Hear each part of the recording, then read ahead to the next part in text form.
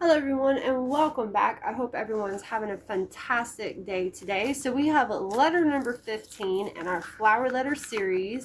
So this is the Adelaide Magnolia series in case I have anybody new and anybody that's curious or interesting. This is a flower letter that you get monthly.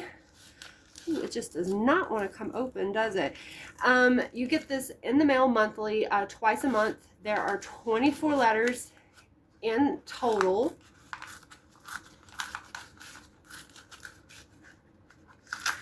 There, we finally got it. You do get a little bit of surprises along the way. They have different stories. So if you guys are interested, they have like a romance story, a Wild West story. They have a fantasy story. They have this one, which is set in the Regency era. And each one of them is going to be kind of a historical based story. Maybe like the place that it may be taking, like in the Wild West, some of the places that was in it that it named were real places. You know, some of the kind of things that was going on like in the background and stuff were like real places. Like at the beginning of this letter, it talked about Waterloo, and if you just kind of Google it, they are kind of based on something that kind of happened in that era, and you know they just kind of made a story out of it. So, like I said, this was the Adelaide Magnolia, and this is set in the Regency era. So we have a kissing bow, I believe. So I'm gonna say that this is a whole kind of like reef-looking thing of mistletoe. So okay, so here's the back of it. This guy here is looking like he's getting a little too handsy here in the front here. But we have a bunch of people. Looks like we're having a party here. And this is all it says. It's like a cute little card. This is almost like a Christmas card. And let's see. We have our letter, of course. I will go ahead. We'll see how many pages that we got. I'm always curious. Oh, that's cute. Let's see here. Wintermere. So looks like either Liam is writing to somebody or somebody's writing him. And we have about 3.5 pages, a little over 3.5 pages. And then we have a traditional wassail recipe. Now, I hope I'm saying that right. Wassail. I may not be saying that right, but it says ingredients: 6 small apples cored, 6 tablespoons honey or brown sugar, 1 orange, 6 cloves, 3/4 cup sugar, 2 quarts cider, 2 cinnamon sticks, 1/2 teaspoon ginger, 1/2 teaspoon nutmeg, and 1 lemon halved. And whoa, this is some small writing here, so I am not sure if you guys can see that. I will try to read it off in case somebody out there is interested. Maybe you want to make it. It says to heat your oven to 400 degrees, core your apples, press cloves into orange, fill each apple cavity with honey or brown sugar, place the apples and oranges in the oven-proof baking dish with 1.5 cups water. Roast in the oven for 30 to 45 minutes or until apples are soft but keep their shape. Leave the apples in the dish to keep warm after baking, but remove the orange. Cut in half and place in saucepan. Add the rest of the ingredients and juices from the apple roasting dish to the saucepan. Heat until sugar is dissolved. Bring mixture to boil, then turn heat down immediately. Keep warm until ready to serve. When serving the wassail, label the fruit and spices into large punch bowls. Then pour the wassail into the bowl. Add the apples by floating them on top and serve straight away in a warm mug or cup.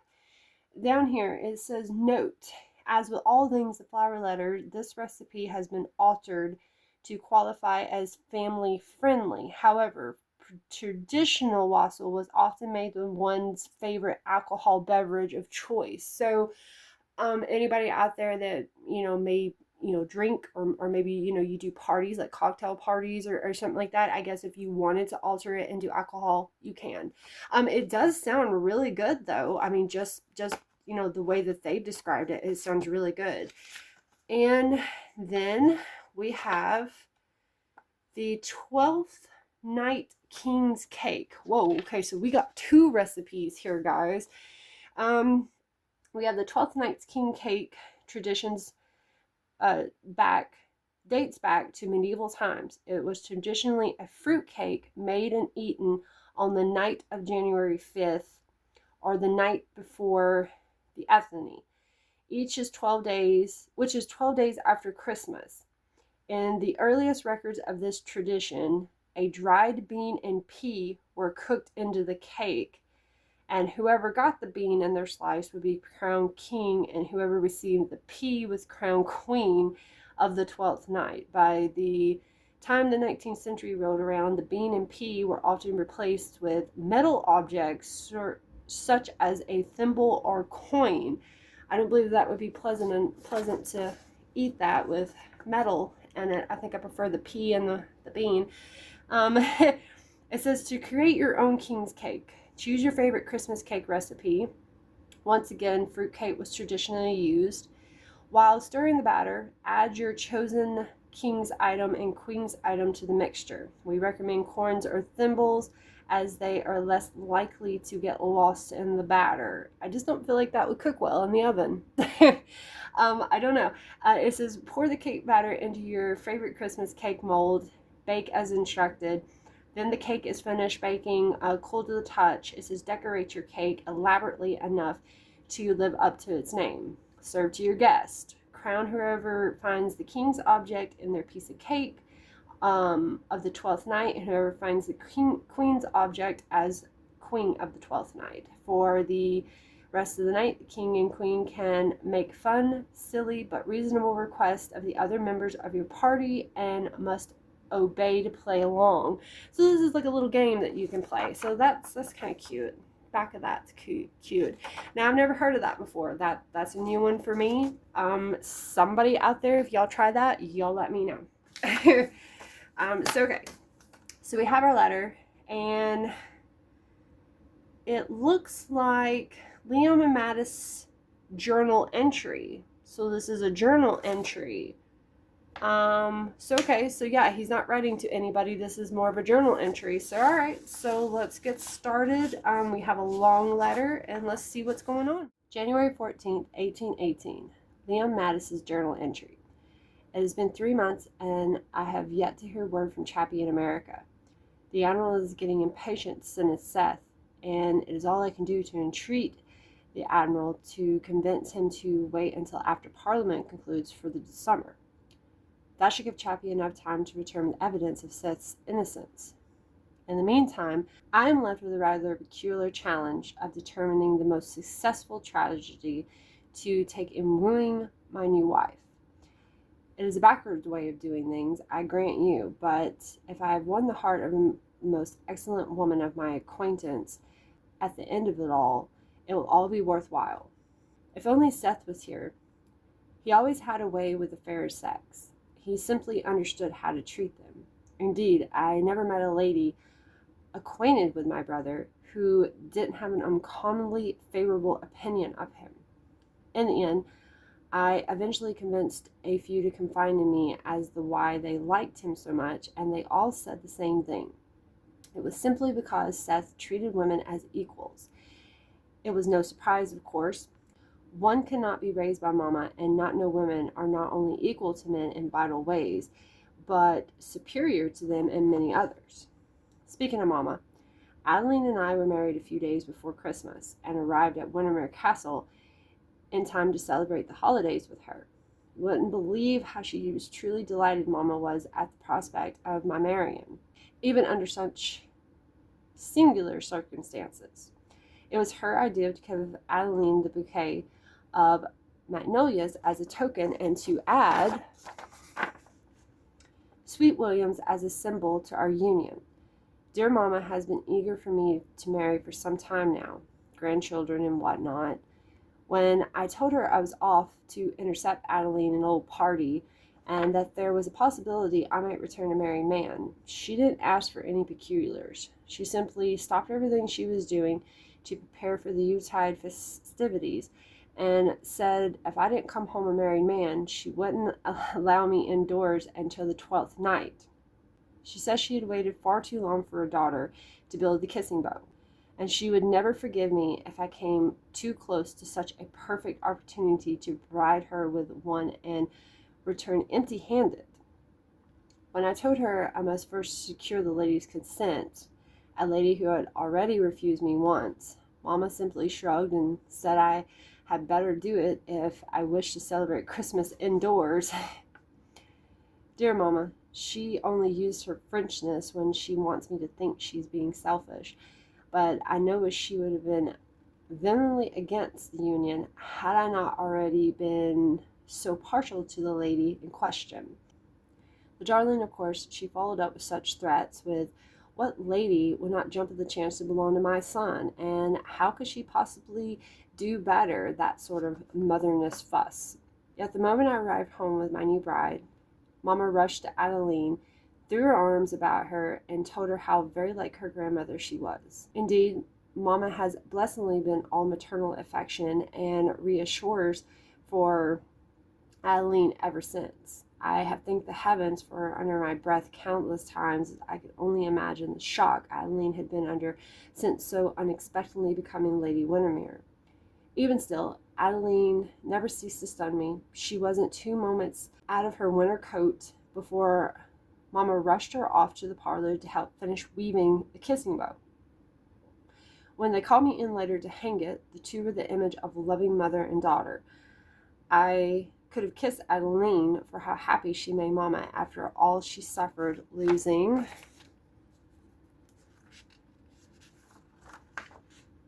Seth under such Doris, and then father shortly after.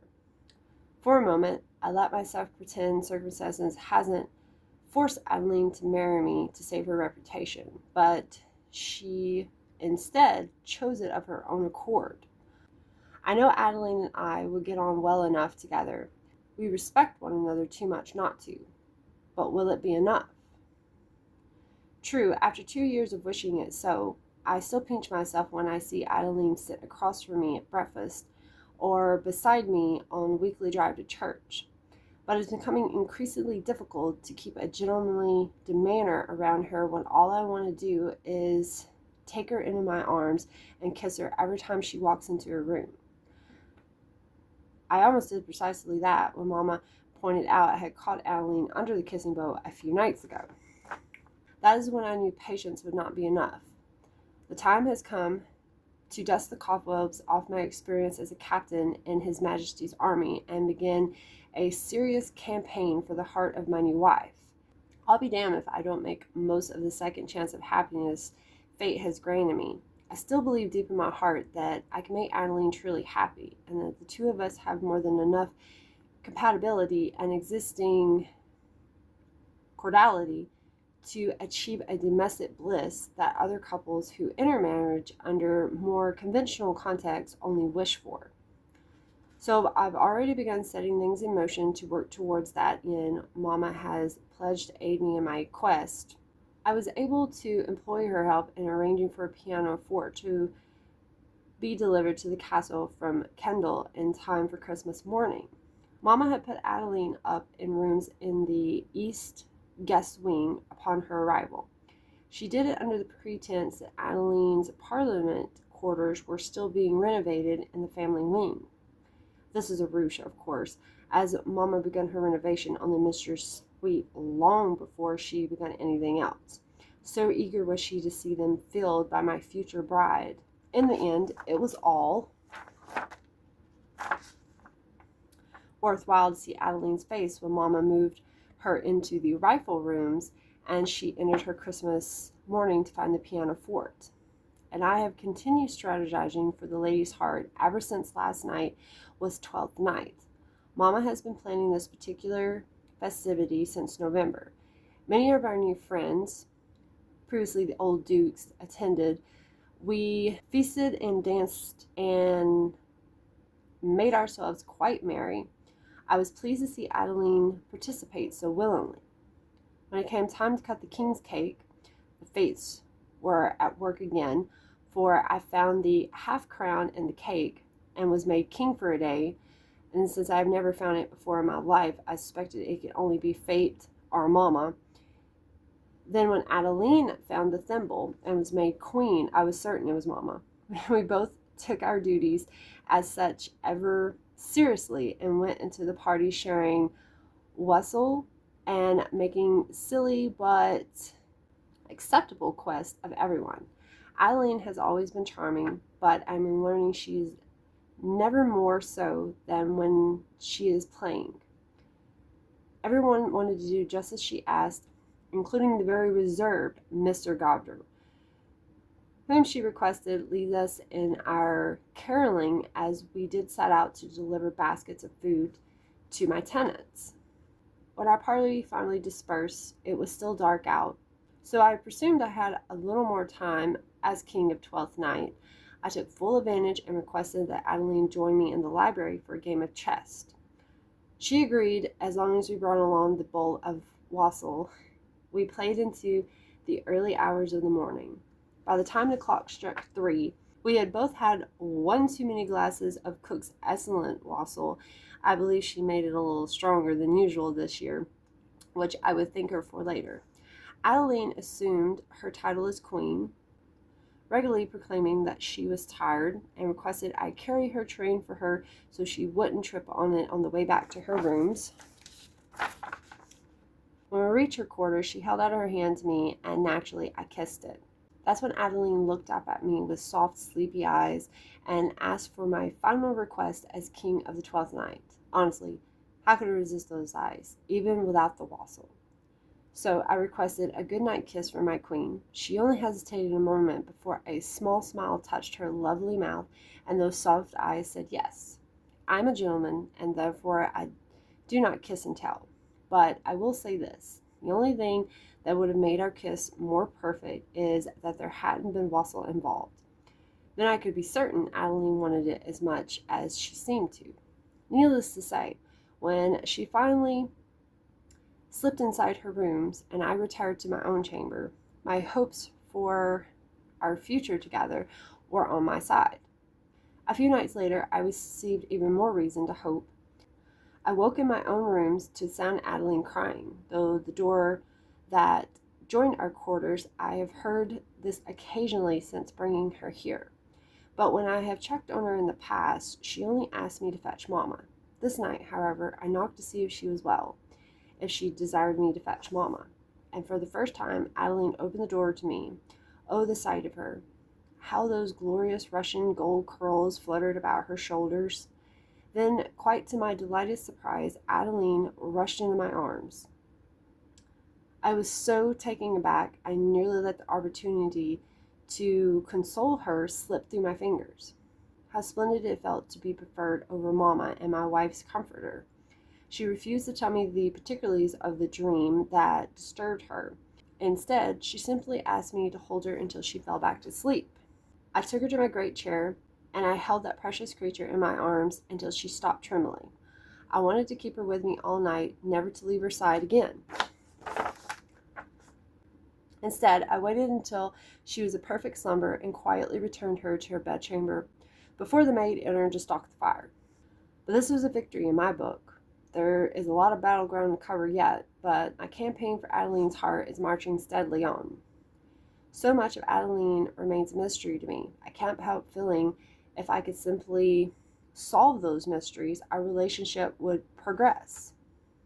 When we have reason to pretend, or when our guard is down, like it was when we played king and queen on the 12th night, we get on smashingly. But no matter. She's given me enough hope to glimpse a bright future with her, and I am a patient man. I refuse to pressure her or demand her trust, as so many of my sex tend to. No, I am determined that when Adeline is ready to move forward, she will let me know. At least I know I don't repulse her, and at some level of consciousness she welcomed my attentions. This is a tremendous relief. Unfortunately, I do foresee much opportunity to continue wooing my wife in the coming months. House of Lords resumes soon, and I know I have little chance of convincing Adeline to join me in London. However, Mama has just announced that she wishes to visit her sister in Paris, now that Bonnie has been well in hand on St. Helen for a good while. perhaps a miracle will happen and I convince Adelaide to join me after all. So you guys can go to flowerletter.com to learn more about the 12th night and the kissing bow. And any other highlighted words that was in the letter if you guys are curious about them. I usually go over some of them if I feel like, you know, they're interesting or necessary to go over them. So what did you guys think about that letter? I have to say that got way too personal right there. And I was like, I really feel like I'm reading a romance now because it's like really getting into it. But I do like to hear from Liam's side. I really love that. I love that whole gentleman kind of aspect that he has, you know, and he all that really like respectability and stuff that he has. But I love the story. And I love the way, you know, it's going. And like I said, it gives off, you know, Jane Austen vibes and stuff. So I really, really love that. You guys let me know what you think about it and how this relationship is going to move forward. Hopefully we're going to find out this mystery. I mean, she has to break down and tell him at some point. I mean, she can't just leave him, you know, up in the air with it. And also the mystery about his brother, because I know that Chappie is in America looking for his brother Seth, who is apparently still missing. But at the same time, I mean, he kind of gives hints about him being in trouble. So I'm not sure really what's going on kind of there. So he kind of has his own little kind of mystery with his brother kind of going on there. And I really do hope they find him. You know, maybe we'll hear something later on in the next letter about that. So yeah, so that was it. That was everything. You guys do let me know about the recipes. If you guys, you know, need me to go over them again or just anything, or if you guys happen to try them or you have tried them, just let me know. Leave them in the comments.